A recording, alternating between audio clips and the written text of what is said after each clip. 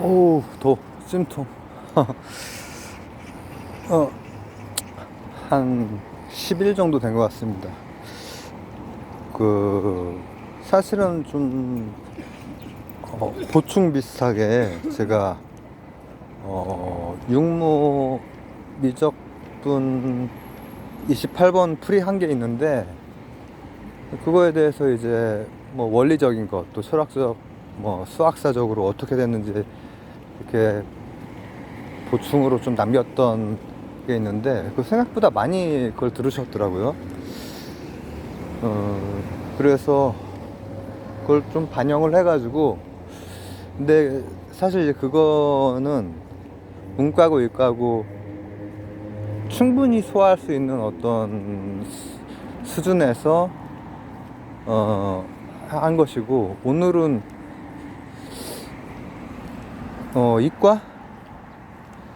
이과에서는 이렇게 그 자연상수 들어가는 거, 지수, 로그, 또 삼각함수 이런 것도 미분을 하잖아요. 근데 대체 왜 하는지를 잘 하는 거는 비교적 하잖아요.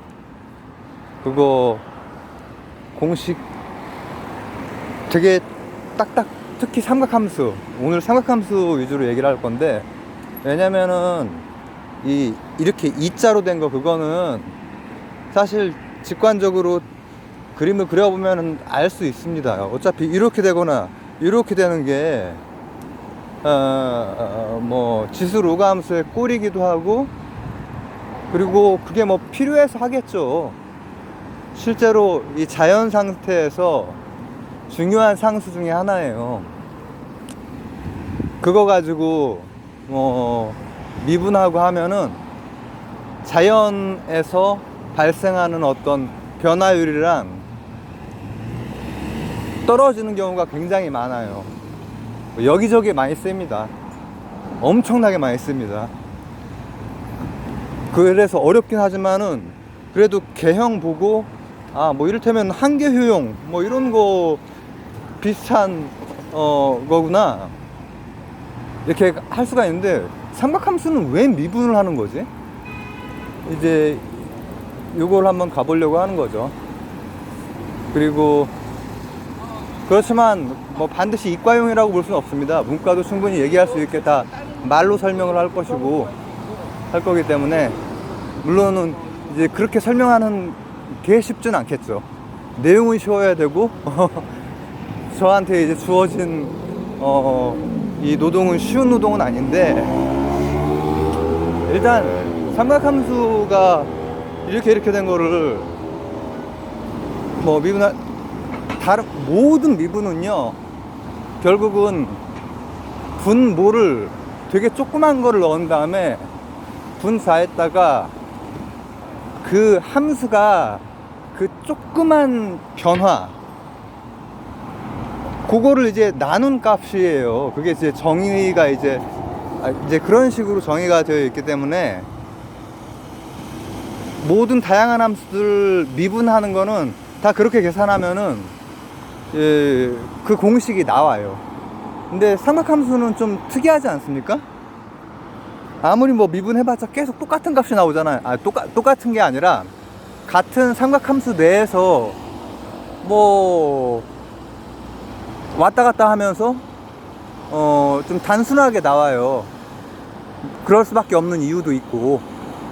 근데 그걸 왜 하느냐, 앞쪽에 이제 미분 전체에 대한 것은 우리가 어떤 식으로 접근을 했냐면은, 뭐 접선의 기울기일 수도 있지만은 유율, 이제 변화 양상, 그걸 살펴보기 위해서 이제 한 건데, 근데 그 언어가 발달을 함에 따라서 말씀드렸듯이 어떻게든 델타가 무한소로 가고, 함수값도 딱 그 무한소만큼의 변화가 있으면은 미분을 할 수 있어. 그러니까 별의별 걸 다 해. 우리는 되게 시간에 따라서 막 속도가 어떻게 되고 가속도가 어떻게 되고 이런 거를 보려고 이제 뉴턴 역학적인 그걸 가지고 제가 설명을 한 거고, 삼각함수 고등학교 과정에서는 이제 삼각함수 미분 나올 것이고, 뭐 어떤 함수 뭐 미분하고 이렇게 한다는 것은 함수 최대 최소 극대 극소 이런 거 이제 뭐 찾아낼 수 있고 개형 그릴 수 있고 이제 이런 거기 때문에, 삼각함수를 이제 이렇게 그 파동 그린 다음에 어떤 범위 내에서 뭐 특정한 값을 찾는다든지 이런 거란 말이죠. 즉 우리 느낌에 최소한 고등학교 과정까지는 이 다른 함수에 비해서 시간과 연계시키기가 참 어려워요. 미분은 제가 앞쪽에 얘기했듯이 변화에 대한 차원의 이제 아래 위로 올라갔다 내려갔다, 거기에 일정한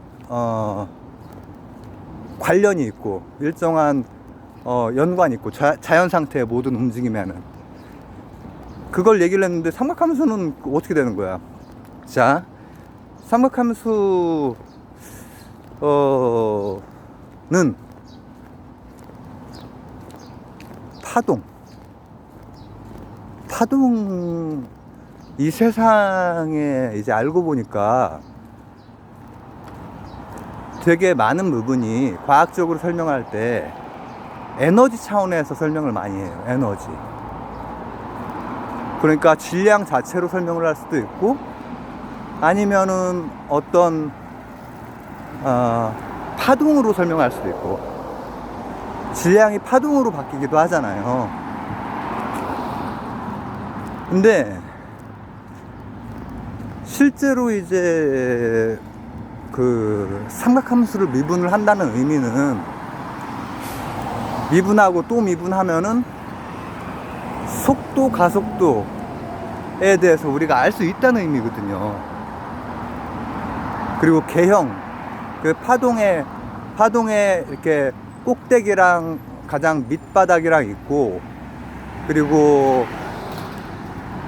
주기가 있고, 이런 것들에 대해서 이해할 수 있다라는 의미야. 근데 이 파동 방정식, 이 삼각함수를 미분을 한다라고 하는 의미가 그거에 대해서 파악을 할 수 있다고 하는 거죠. 어떤 파동에 대해서 우리가 파악할 수 있다는 의미야. 여러분, 맥스웰 방정식 아십니까? 맥스웰 방정식에 보면은 사인 코사인이 들어가 있나? 들어가 있죠. 근데 이제 일반적으로 딱 그렇게 찾으면은 아마 E 비슷한 거랑 B 비슷한 거랑 역삼각형 비슷한 거랑 막 점 비슷한 거랑 뭐 그 곱하기 비슷한 거랑 막 이런 것들이 나오고, 뭔지 모르는 꼬불꼬불한 이제 뭐 미분하라는 의미의 그 기호가, 두 번 미분하라고 하는 그 기호가 있거든요. 그런 것들이 나오고 합니다. 그래서 뭐 네 개 정도가 있는데, 뭐 이렇게 삼각형이 이렇게 그려져 있고 하면은 이제 뭐 변화하는 거에 대해서 이제 탐구를 하는 거예요. 그리고 그거 이제 안쪽으로 들어가면 사실은 사인 그래프, 코사인 그래프가 사실상 있습니다. 근데 내가 여기에다 지금 그거를 썸네일로 띄울까? 좀 재미없을 것 같아. 어쨌든 뭐 E라고 이렇게 비슷하게 되어 있는 거는 electric field, 그러면 전기장이 되겠네, 그죠? 그리고 B 비슷하게 된 건 magnetic field에서 자기장. 그 두 개의 성격에 대해서 기본적인 성격이 어떤 것인지에 대해서 두 개의 방정식이 설명하고 있고, 그 다음 세 번째, 네 번째는 자기장이 전기장을 유도하기도 하고 전기장이 자기장을 유도하기도 한다 라고 하는 의미거든요. 그냥 우리말로 표현하면은. 근데 이제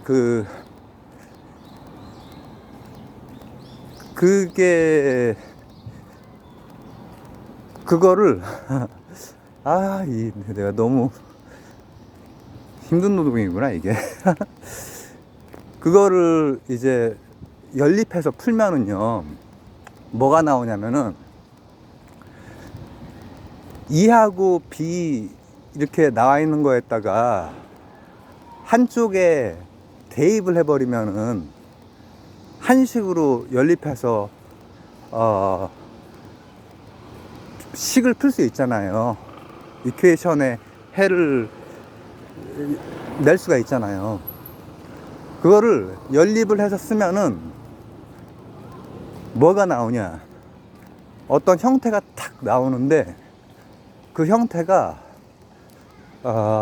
수학을 좀 하는 분들이나 이공계, 아마 이공계 학부생 정도만 돼도 형태를 보자마자 파동방정식의 가장 기본 꼴이랑 똑같아요. 맥스웰 방정식은 각각 의미하는 바가 내항이 다 다르긴 다르거든요. 전기장에 대한, 자기장에 대한, 또 전자기 유도에 대한 각각 이렇게 내항으로 되어 있고, 그거를 앞으로 모르겠습니다. 식이 조금씩 바뀔 수도 있습니다. 대칭성이 딱 떨어지지 않거든요. 특히 이제 전기장 같은 경우에. 근데 이제 이론적으로는 딱 떨어질 수도 있다. 이런 건 재미없을 거고, 어쨌든 그런 식이 있는데 그 식 안에는 미분이 다 들어가 있고, 그리고 그 식을 연립하면은 이제 두 번 미분하는 파동함수가 딱 나와요. 파동함수의 기본 꼴 있죠. 그 기본 꼴이랑 그 연립방정식이랑 기본 꼴이랑 똑같아. 그래서 잠깐만, 전기장과 자기장의 관계에 대해서 그냥 4개로 실험으로 밝혀진 것만 그냥 썼을 뿐인데, 언어로 썼을 뿐인데, 그 언어가 우리가 알고 있는 파동방정식의 언어하고 꼴이 같아. 그러면 이제 이걸 가지고 뭘 할 수가 있느냐, 풀면 뭐가 나와? 제가 말씀드렸죠, 2번 미분했다고 그랬죠. 이계도 함수까지 하면은 어떤 함수의 여러 가지 성질을 다 알 수 있잖아. 근데 전자기장에 대해서 알고 보니까 파동이야. 그러면 전자기 파야에 대해서 2번 미분해버리면, 삼각함수를 2번 미분하면은, 2번 미분해봤자 어차피 삼각함수로밖에 안 바뀝니다. 삼각함수는 코사인에서 사인으로 가고 사인에서 코사인으로 가고 부호만 좀 바뀌고 이러잖아요. 근데 이걸 계산하니까 뭐가 나오느냐,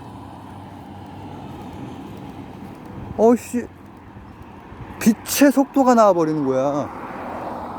알고 보니까 전기하고 자기하고 얘네들이 계속 전자기 유도를 통해서 이렇게 가는 게 빛이었던 거야.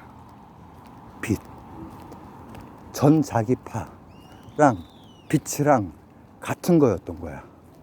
우리가 볼 수 있는 가시광선, 그 빛, 그 외에 전파, 단파도 있고 장파도 있고 이제 막 하겠지만은 같은 거야. 같은 거. 에너지가 이제 높은 게 이제 단파 쪽이고 낮은 게 장파 쪽이지만 같은 거라는 거야. 속도를 구해냈어. 빛의 속도를. 아니, 그냥 전자기파의 속도를 구했는데 빛의 속도가 나온 거지.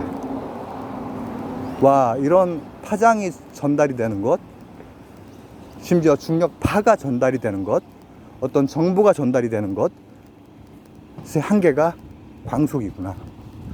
이렇게까지 연결이 되는 게 삼각함수 미분함으로써 얻어낸 거예요. 재미있나요?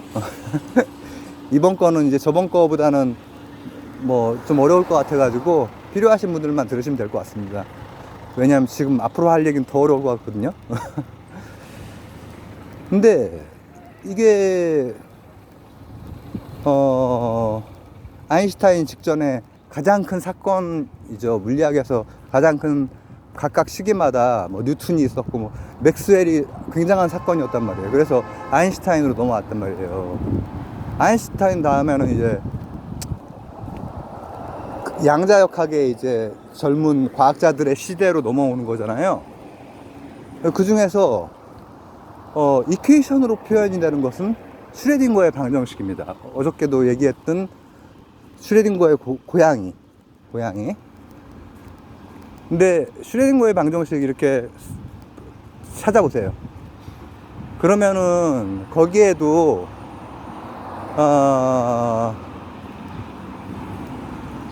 그거에 대해서 여러 설명을 찾아보시면은 거기에도 삼각함수가 들어가요. 어느 부분에 들어가냐면은 거기 잘 보시면은 제가 아까 말했던 요 자연상수 있죠. 오일러 뭐 이렇게 이라고 표현되어 있는 거 있죠. 거기에 뭐가 붙냐면은 허수부가 붙어요. 허수부. 이 이퀘이션어에서의 허수부의 의미는 확률이에요. 확률. 그러니까 원래 행렬식이었던 것을 슈레딩거가 방정식으로 만들어 놨는데 그 방정식이 연속적인 우리가 알고 있는 그런 연속 함수의 이런 그런 방정식이랑은 좀 다르게 확률식이야. 확률을 포함하고 있는 방정식이야. 그리고 그 안에도 사인 코사인이 있어요. 이게 사인 쪽이 허수부야. 그리고 그 두 개가 의미하는 게 뭐냐면은 이를테면 뭐 어제 그냥 전자가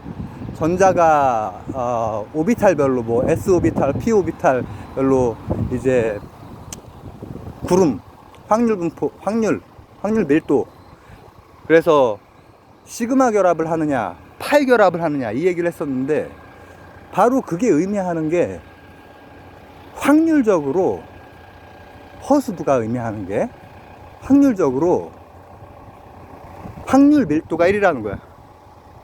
어떤 특정한 데에 확률 밀도가 1.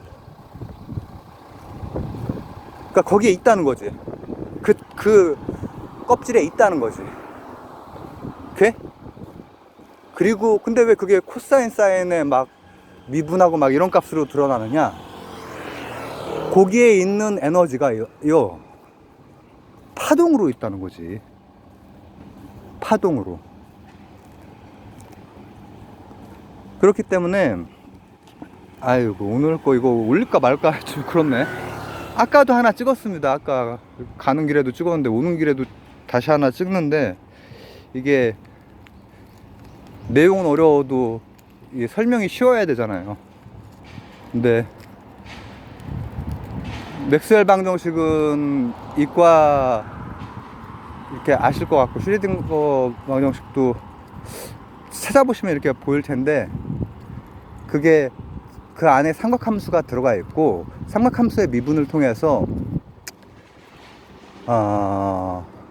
실제 자연 현상, 자연에 있는 그 여러 가지 빛의 속도가 됐건 그것도 파동이죠. 그리고 전자 같은 경우에도 사실은 확률 밀도로 표현이 되면서 확률로 표현이 되면서도 실제로 파동이란 말이야. 그 파동의 내용까지도 슈레딩거 방정식 안에 들어가 있는데 그게 다 삼각함수로서 표현이 되어 있다. 미분하고 하면은 그 정체가 나온다. 뭐 이런 얘기입니다. 이거 좀 어렵네요. 생각해보고 그냥 올리겠습니다. 필요하신 분들만 몇 분 들으시면 되니까요.